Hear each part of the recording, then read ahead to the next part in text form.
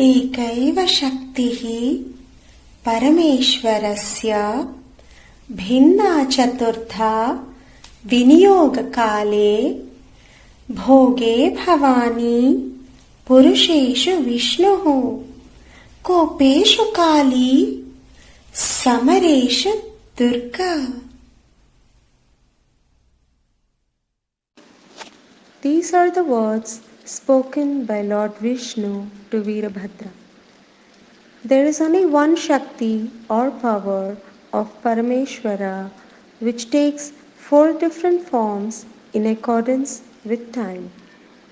At the time of creation, she incarnates in the form of Bhavani, and the same power nurtures the world in the form of Vishnu.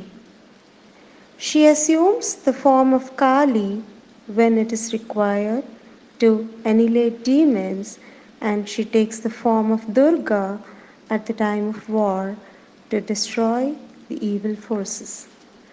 Bharatiyar said the same thing as Yengenga Karninum Shaktiyada. There is only energy everywhere, energy of that one undivided Shiva, meaning consciousness, which we call God, Brahman, etc. Everything in the universe is the expression of the same energy. Be it an insect, a mountain, a human, a chair, a lamp, etc. When we realize this, there is no more division among people, religions, languages, countries, and even gods. We are all a part of that indivisible whole, and we are all there is. Come, let's worship that Prakriti, which is our very nature in all of our forms, and she leads us to Shiva, the pure consciousness, which is the ultimate goal of human life. Jai Mata Di, Jai Shiv Shakti, Om Shanti.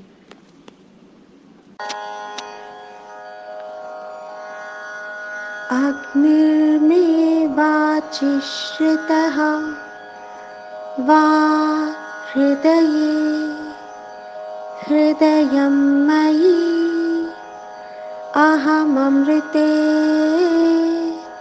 amritam brahmani vayurme prani shritaha prano hridaye hridayam mayi aham amrite amritam brahmani. Suryo me chakshushi shritah chakshur hridaye hridayam mayi aham amrite amritam brahmani. Chandrama me manasi shritah mano hridaye hridayam mayi aham amrite amritam brahmani.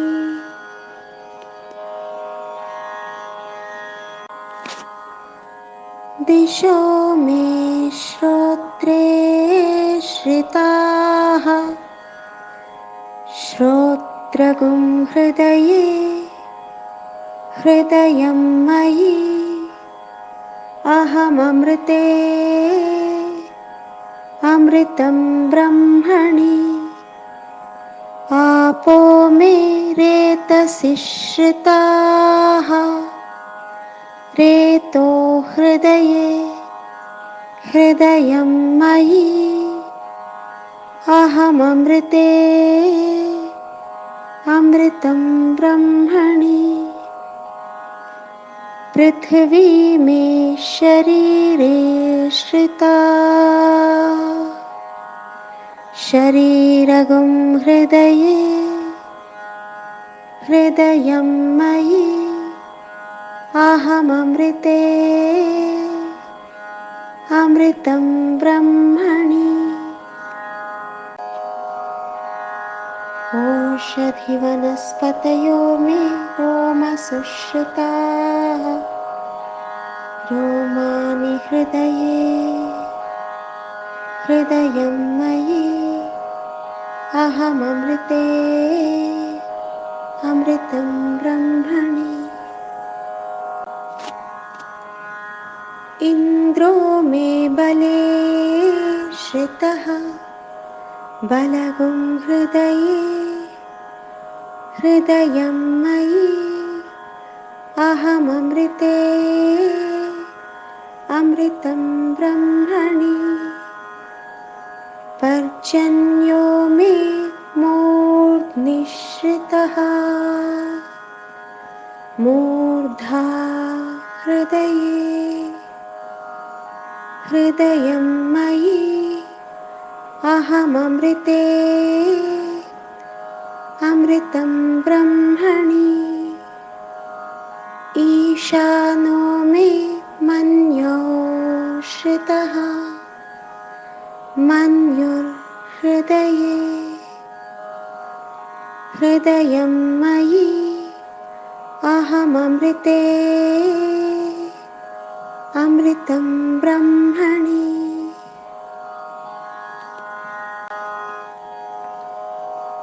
आत्मा आत्मनिःश्रितः आत्मा हृदये हृदयं मयि अहममृते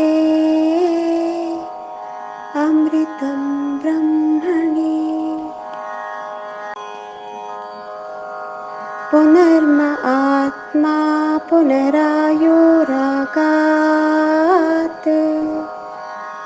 पुनः प्राणः पुनराकूतमागात्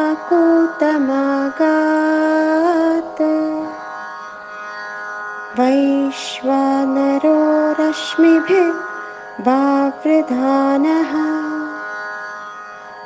अन्तस्तिष्ठत्वमृतस्य गोपाः. This is a passage from Laghunasam, Sri Rudram. This is a prayer beyond all, being one with the dynamic eternal, enjoy the eternal life.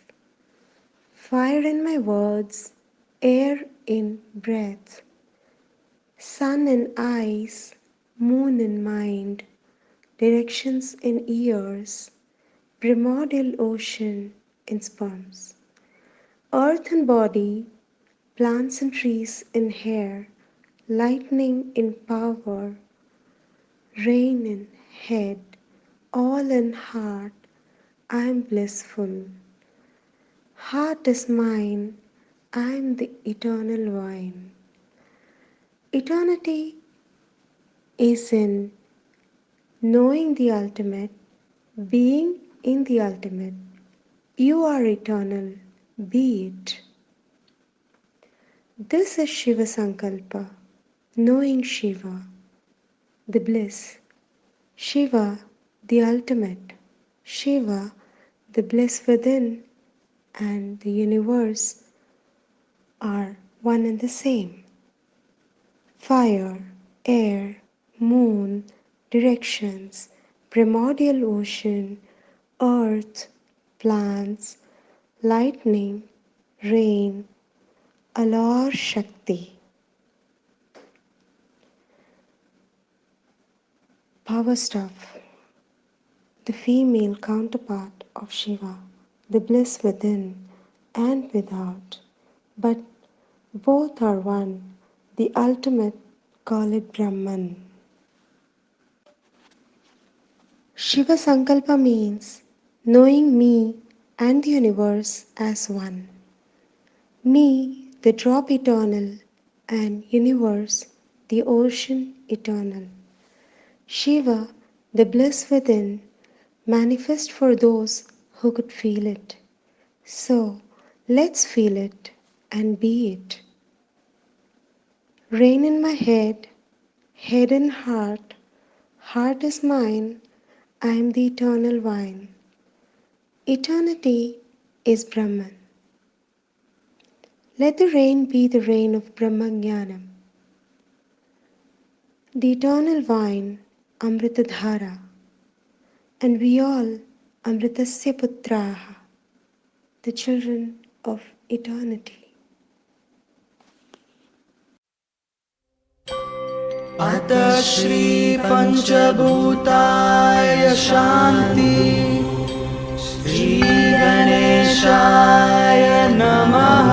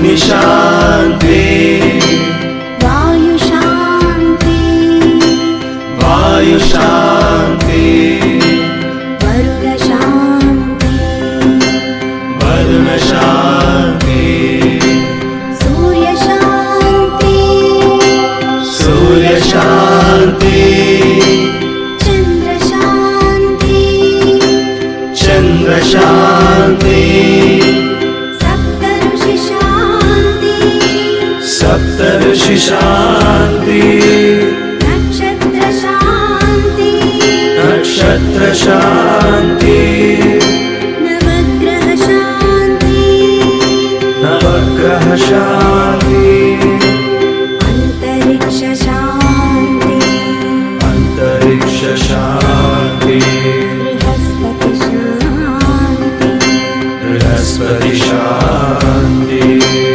Indra शांति इंद्र शांति यक्ष गंधर्व शांति यक्ष गंधर्व शांति वास्तु शांति वास्तु शांति पर्वत शांति पर्वत शांति वृक्ष शांति वृक्ष शांति मार्ग शांति मार्ग शांति स्थान शांति स्थान शांति अपमृत्यु शांति अपमृत्यु शांति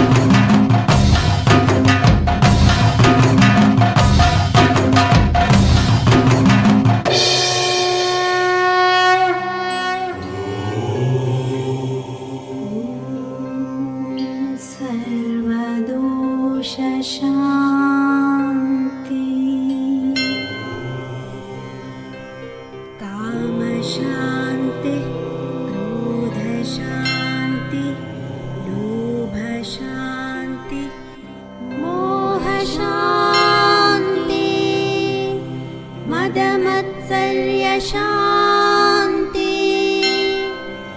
रागद्वेष शान्ति मतविभेद शान्ति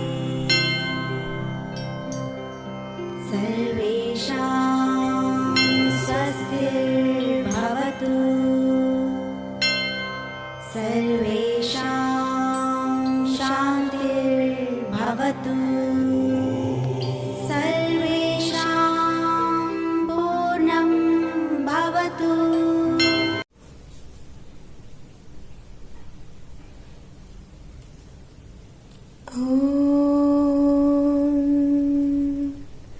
सर्वे भवन्तु सुखिनः सर्वे सन्तु निरामयाः सर्वे भद्राणि पश्यन्तु मा कश्चित् दुःखभाग् भवेत्। ॐ शान्ति शान्ति शान्तिः।